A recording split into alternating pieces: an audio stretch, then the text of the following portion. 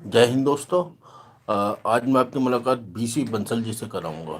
BC Bansal ji जो कि एक अच्छे और सामाजिक अधिवक्ताओं में गिने जाते हैं। नमस्कार भाई साहब, नमस्कार। कैसे हैं आप?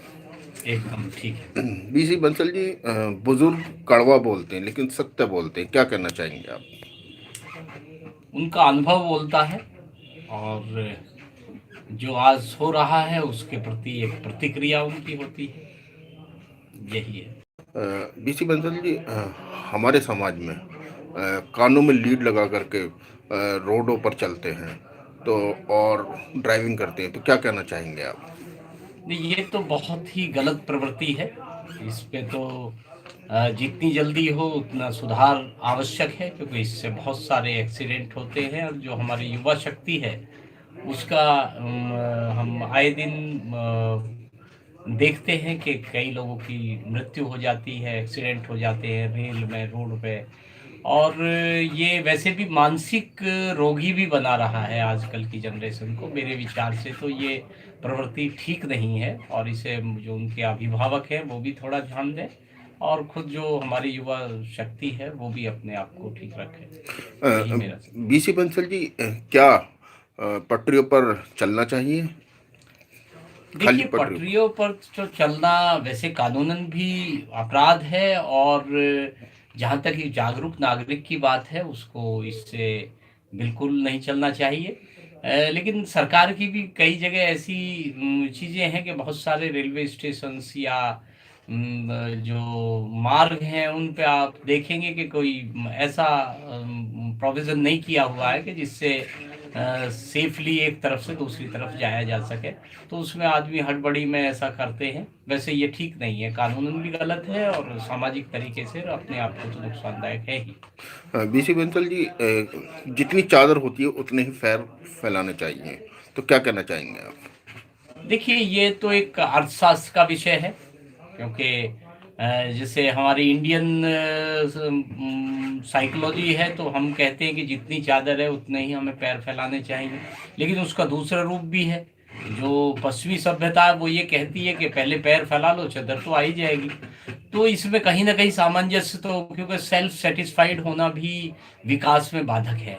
तो हमें जिज्ञासु तो होना पड़ेगा और जिज्ञासु के लिए प्रयास करने पड़ेंगे। तो दोनों में कहीं आती तो हर चीज़ की बुरी है। ना तो हमें सेल्फ सेटिस्फाइड होना चाहिए, ना ओवर एम्बिशियस होना चाहिए, लेकिन कहीं ना कहीं हमें तालमेल बैठाने की, तभी हम विकास कर पाएंगे। बीसी बंसल जी, क्या समाज में ईंट का जवाब पत्थर से देना चाहिए?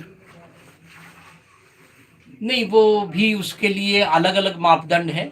लेकिन मेरा ये भी मानना है, एक एक्स एयर वॉरियर होने के नाते, कि यदि ये आवश्यक है कि आदमी वो और तरीके से सुधर ही नहीं सकता है तो ईंट का जवाब पत्थर से देना भी कभी कभी आवश्यक होता है। लेकिन ये एक्सट्रीम सिचुएशंस में होता है। अदरवाइज पहले हमारे पास बहुत सारे तरीके हैं कि आदमी को सामाजिक रूप से और भाईचारे से और एक आपसी तालमेल से उस समस्या का हल किया जा सकता है। तो ये तो एक एक्सट्रीम स्टेज है, लेकिन उसमें भी मैं ये नहीं कहूँगा कि ऐसा करना ही नहीं है। कभी कभी ऐसा करना आवश्यक हो जाता है। बीसी बंसल जी, भारत का अंतर्राष्ट्रीय स्तर पर क्या सम्मान है, कुछ कहना चाहेंगे? देखिए, आज की जो स्थिति है उसमें तो मैं ये कहूँगा कि हम बहुत ही अच्छे स्थिति में हैं। क्योंकि आज हमें कम से कम कोई भी देश, चाहे वो यूएसए हो, यूएसएसआर हो, या कोई भी जो अपने आप को ताकतवर देश मानता है सेल्फ स्टाइल्ड, उसमें भारत को नज़रअंदाज नहीं किया जा सकता। हम हर तरह से, आर्थिक रूप से, सैनिक रूप से और जो हमारा विकास हो रहा है उसमें हम काफ़ी अच्छी प्रगति कर रहे हैं। बशर्ते कि बस यही हमारी तो शुभकामनाएं हैं कि ये प्रगति यदि कुछ दिन और बनी रहे तो हम, हो सकता है कि हम जैसे पहले भारत की एक सोने की चिड़िया थी उसी स्थिति में हम पहुंचे। पेरेंट टीचर मीटिंग के बारे में कुछ कहना चाहेंगे?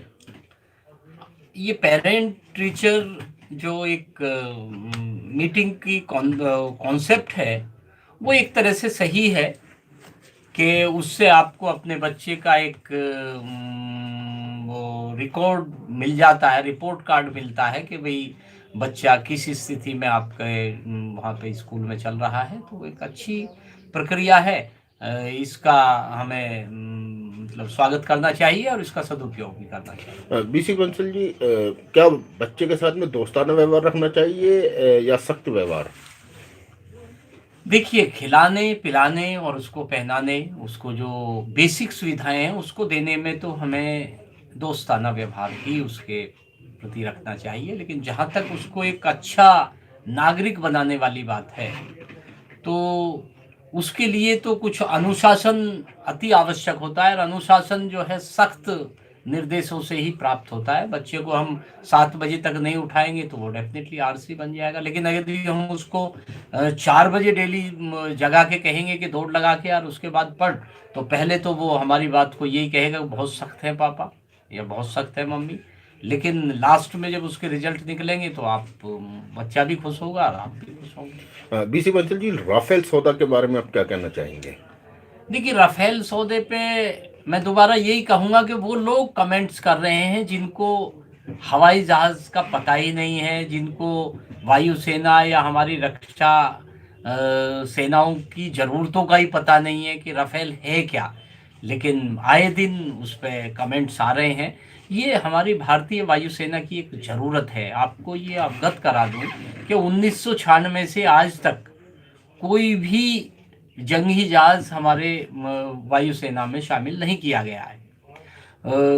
सुखोई के बाद में उससे पहले मिराज आए थे, तो एक बहुत दिन से और हमारे काफ़ी एक्सीडेंट भी हो रहे हैं, प्लस जो ऑब्सलीट हो गए हैं मिराज, ये मिग सीरीज हमारी बहुत पुरानी पड़ गई है। तो उसके लिए हमें आवश्यकता है कि हमें अगर अपनी सीमाओं को सुरक्षित रखना है, जो आजकल का माहौल हमारे चारों तरफ पैदा हो चुका है, चीन है, पाकिस्तान है, जो हमेशा हमसे एक तरह से दुश्मनी का माहौल रखते हैं, तो उनका मुकाबला करने के लिए हमें सेना को हथियार तो देने ही होंगे। और जो राफेल है ये one of the best aircraft है वर्ल्ड में। ऐसा एयरक्राफ्ट पहले तो मिलना ही बड़ा मुश्किल होता है, तो ये हमें सौभाग्य है कि ये हमें मिला है। इसमें कॉस्ट कोई कीमत नहीं रखती, ये बेकार की बातें हैं, ये उन लोगों की बातें हैं जो बिल्कुल नहीं जानते। हमें जो आवश्यकता है वो यदि मिल रही है, 2 पैसे ज़्यादा भी बाई चांस अगर चले गए हैं, तो उस पे इतना आवंडर मचा के हमारी वायुसेना का, हमारी सेना का मनोबल नहीं गिराना चाहिए। ये मेरी अपील है। जो नेता, अभिनेता और आजकल के तथाकथित बुद्धिजीवी ऐसे सवाल उठा रहे हैं कि वो थोड़ा शांति से दान दें, और वो किसी डिफेंस पर्सनल या उस परिवार से पूछ के देखें कि उनको क्या ज़रूरत है। BC Bansal ji, money save कैसे की जाती है? मनी सेव तो एक बहुत ही इकोनॉमिकल क्वेश्चन है, जिसका एक सबसे पहले तो मनी सेव ये है कि मैं हर व्यक्ति को अपनी आवश्यकताएं निर्धारित करनी चाहिए, और फिर उसी के अनुसार मैं प्रयास करूंगा।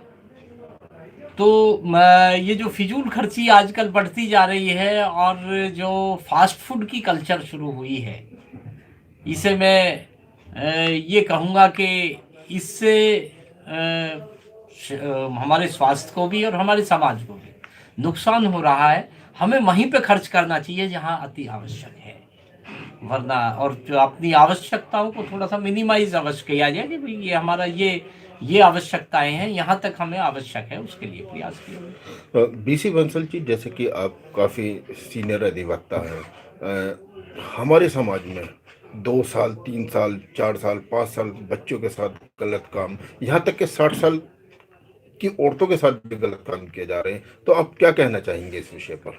हाँ, ये एक मनोवृत्ति में ये कहें कि दोष आता जा रहा है। इसका एक तो एकल परिवारों का होना भी मेन कारण है। दूसरा ये है कि जो हमारा खान-पान और रहन-सहन है, वो टोटली चेंज हो चुका है। कि हम रहते तो हिंदुस्तान में, जो लोग हमारा खाना-पीना और जो हमारा सोचना है और जो ये है, ये पाश्चात्य कल्चर को जा रहा है, जहाँ पे रिश्तों की कोई मान्यता नहीं होती। हिंदुस्तान एक ऐसा देश है जहाँ पे रिश्तों की मान्यता प्राथमिकता रखती है।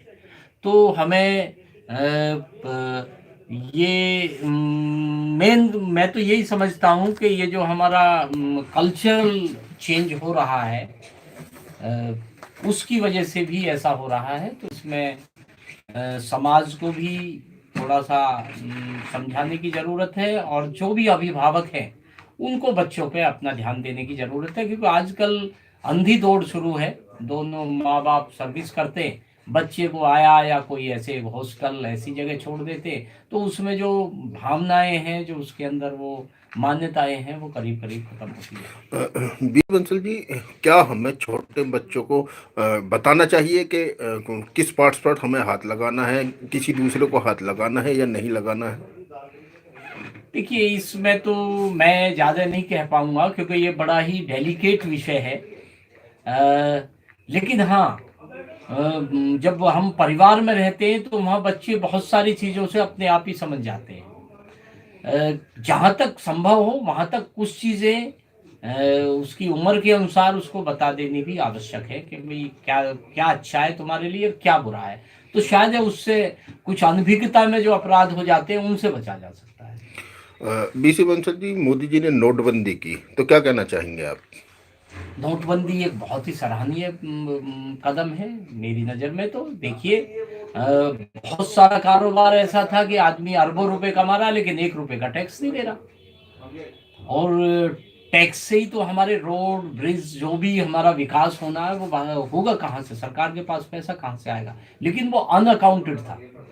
तो नोटबंदी से ये नहीं है कि काला धन कहाँ था, क्या कैसा काला धन था या नहीं था, ये एक विवाद है। लेकिन अब नोटबंदी के बाद में हर पैसा अकाउंटेड है। तो अब इसके ये अच्छे प्रभाव पड़े हैं कि आप देखिए कि टैक्स पेयर्स की संख्या बढ़ी है, और इसीलिए हमारा विकास आगे बढ़ रहा है। तो ये तो एक बहुत ही सराहनीय और बहुत लॉन्ग पेंडिंग डिसीजन था जो लिया गया। इसके लिए तो मोदी जी को धन्यवाद देना चाहिए। क्या 18 वर्ष से उम्र के युवक और युवतियों को बाइक और एक्टिवा रोड पर चलानी चाहिए? सवाल फिर से पूछें। 18 साल से उम्र के कम के युवक और युवतियों को, बच्चों को